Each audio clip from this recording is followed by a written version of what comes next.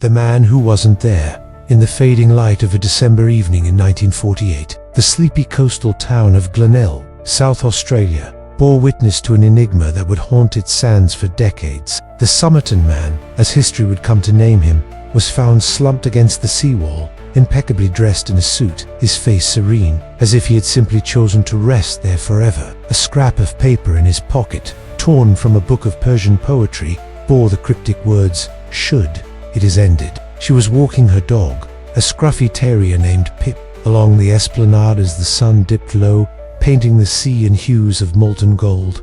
The man didn't stir. His stillness was unnatural, like a photograph pinned to the world. She noticed a cigarette, unlit, dangling between his fingers, and a faint smell like burnt paper and something sweeter, almost sickly, clung to the air around him. A man had been found dead on the beach, right where Clara had seen him. No wallet, no identification, just a suit and a scrap of paper in his pocket with the words, "Should."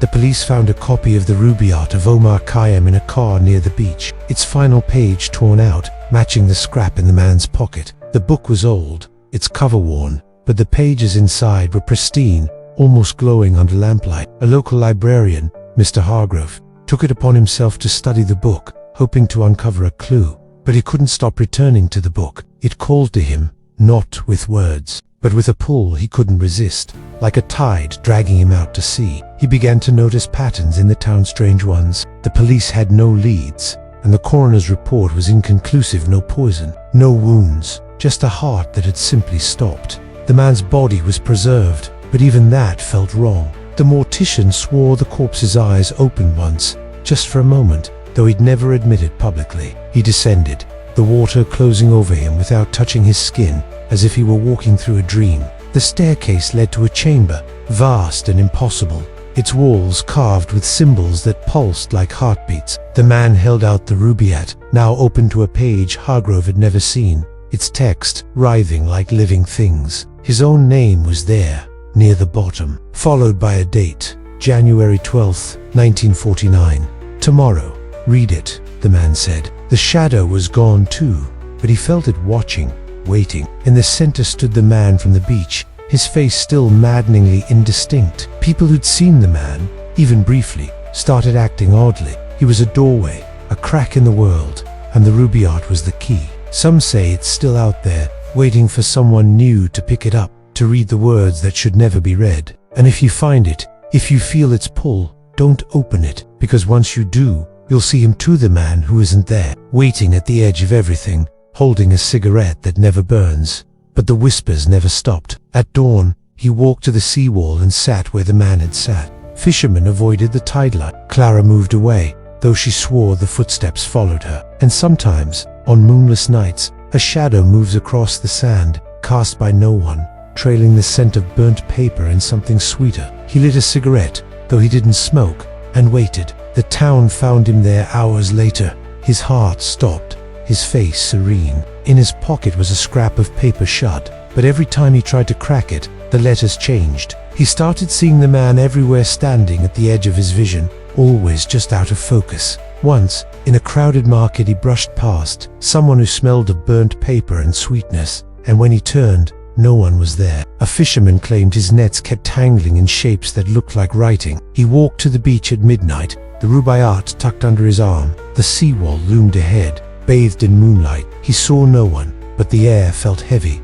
like it was holding its breath. Then he noticed Ita's shadow on the sand, cast by nothing. It stretched, long and thin, moving against the wind, toward the water. Hargrove followed, his heart pounding, until the shadow stopped at the top. The waves parted, revealing a staircase of stone descending into the sea. A school teacher found her chalkboard, covered in symbols she didn't remember drawing. And Clara, poor Clara, stopped leaving her house, claiming she could hear footsteps pacing her roof at night. He was a meticulous man, with a penchant for puzzles, but this one unnerved him.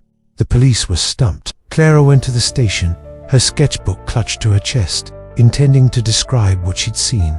The text seemed to shift, not dramatically, but subtly, like words rearranging themselves when he blinked. He rubbed his eyes, blaming fatigue, but when he looked again, a new line had appeared, scrawled in faint ink, "Follow the shadow to the end." Hargrove's heart quickened. He hadn't written it. No one else was in the room. But when she opened her mouth, the words wouldn't come. Soft, sibilant voices, speaking in a language he couldn't understand. Yet they seemed to know his name. Hargrove, ... Hargrove. The room grew colder, the shadows longer. He slammed the book shut and locked it in a drawer, but the whispers followed him home, seeping into his dreams. Each night he saw the man from the beach, standing at the edge of his bed, his face a blur, holding out the cigarette that never burned. It was as if her memory of him had been erased, leaving only a vague ache, like a bruise under her thoughts. She tugged Pip's leash and hurried home, glancing back only once. He hadn't moved. The man sat against the seawall, his back rigid, his polished shoes sinking slightly into the sand. He wore a tailored suit, too fine for a beachside stroll, and his eyes were fixed on the horizon, unblinking, as if he could see something beyond the curve of the earth. Clara slowed her pace, uneasy. Pip growled low in his throat, his ears pinned back. The case baffled investigators. No identity, no cause of death, no answers. The truth, however, was far stranger than the mystery the world would come to know. This is not that story. Not exactly, because it was striking, but because it wasn't. His features were ... ordinary, like a face you'd forget the moment you looked away. She tried to sketch him in her journal, but her pencil faltered. Was his jaw square or soft? His eyes blue or brown? The harder she tried to remember, the less she could. This is what the shadows of Glenelg whispered when no one was listening. The man on the beach. It was the last day of November, 1948, when Clara first saw him. Evening, she ventured, her voice swallowed by the crash of waves. That night, Clara couldn't sleep. The man's face lingered in her mind. Not the next morning. The town buzzed with news. The whispering book. Days turned into weeks, and the Somerton Man became Glenelg's ghost story. Late one night, as he pored over the book in his dimly lit office, he noticed something odd. He began to hear whispers not from the book, but from the air around it. Hargrove told no one, fearing they'd think him mad. The shadow that moved.